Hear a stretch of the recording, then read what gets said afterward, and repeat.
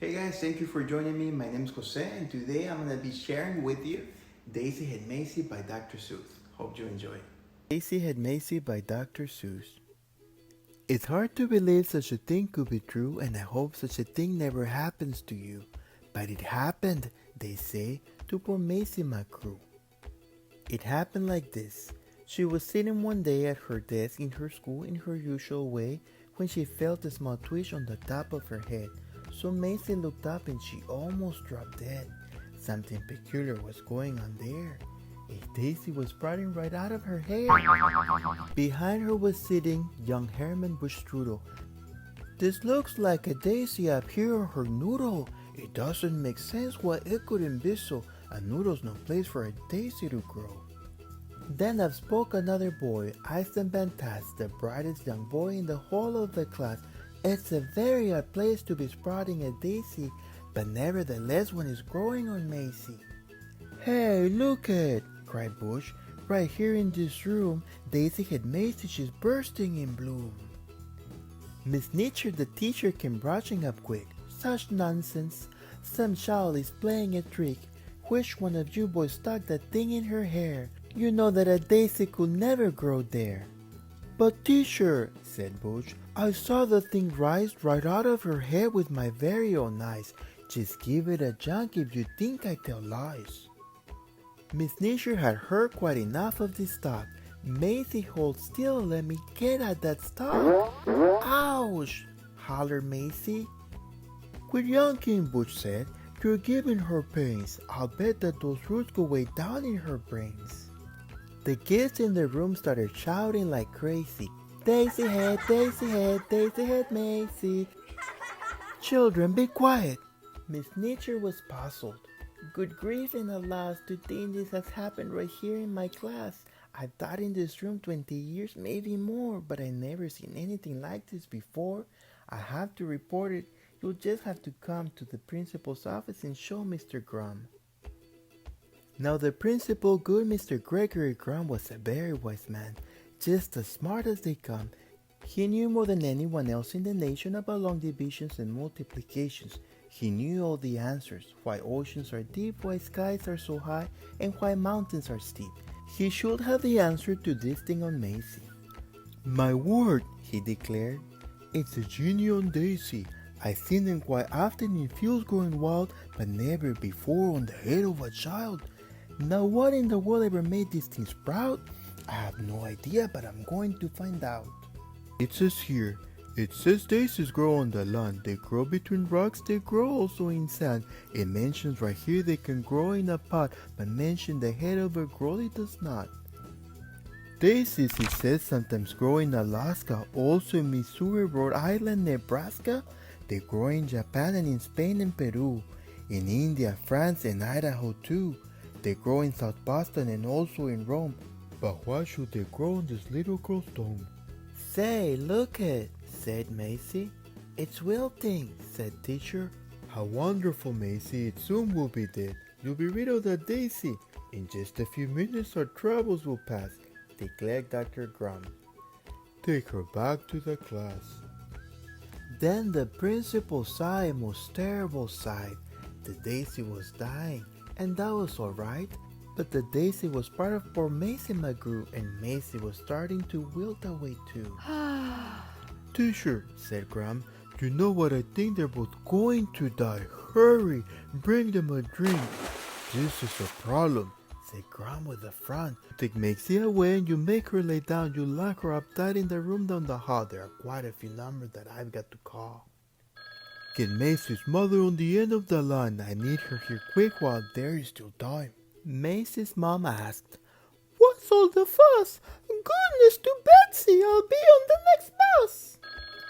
A call to the shoe store reached Mr. McGrew. He answered while holding a customer's shoe. She's growing a what? I'm coming right there. And he ran out of the shoe store with no time to spare. A doctor should see her, the principal said, and an expert on plants like the one on her head. So he called Dr. Eisenberg, who said, Goodness gracious, a child with a head that is partly herbaceous? I simply must see this. I'll come over to you. And his patient or shirtless can too see it too. Then Gum called Finch the florist would grab for his shears. I'll be there as fast as my truck can shift gears. Meanwhile, poor Mayzie lay down on a couch. The daisy slumped down on its stem in a slouch, but the window was open because it was warm, and the sweet-smelling daisy attracted a swarm of bees, bees, bees, bees. Mayzie jumped out of the window. What else could she do? But the faster she ran, the faster they flew. In the park, she ran into Officer Dasher. The bees on her heels were just starting to catch her. He said, "Wait a minute, kid, I'll be right back," and left Mayzie alone to fend off the attack. But Dasher returned with the fishbowl and bucket, into which went the fish from the bowl in his pocket. On top of her head, she felt like a fool. "Kid, I'm taking you back to your school." Principal Grum didn't know what to do. "It's worse," cried Miss Nisher. "Much worse than we feared. The Daisy and Mayzie have both disappeared." Behind her charging Mr. McGrew, chased by a customer chasing his shoe. Finch the florist, Dr. Eisenberg too, Dr. Eisenberg's patient and Mrs. McGrew. Then the door opened and in came poor Mayzie, wearing the fishbowl protecting her daisy. Then Officer Dasher, who looked all around, said, "Anyone here know this kid that I found?" "Mama!" cried Mayzie as she ran to her mother. But Mrs. McGrew stepped back with a shudder. "I think I feel faint," she managed to utter. "Stand back," yelled the doctor as he looked about. "Allow Mr. Broom to examine her sprout." The doctor approached the stethoscope to his ear, but the wail of a siren was soon all he could hear. And then without warning, the door opened wide, and who but the mayor should step right inside. At acting important there was none to compare. He was best at long speeches chock full of hot air.